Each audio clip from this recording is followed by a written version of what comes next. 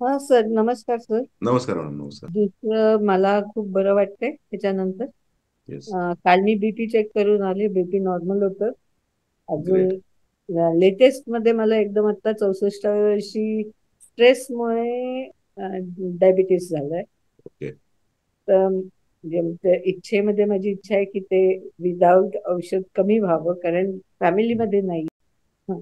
दुसरं म्हणजे माझी वॉकची हे वाढली. मी आधी 5 किलोमीटर करत होते, आता 12 किलोमीटर वगैरे करते. ग्रेट. ग्रेट.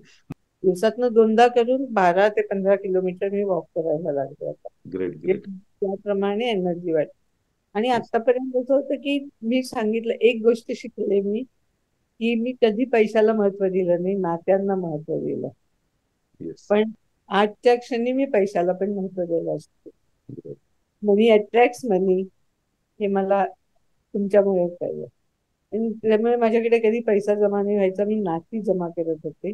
पण त्याच्याबरोबर पैसा पण जमा केला तर ती नाती जास्ती टिकतील असं मला आता वाटायला लागलं. ग्रेट. आता वयाच्या 64व्या वर्षी हे शिकले. Yes.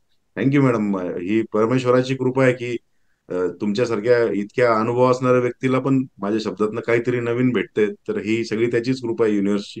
Thank you very much madam. तुम्ही राहा या प्रवासात सोबत. बोलू आपण परत.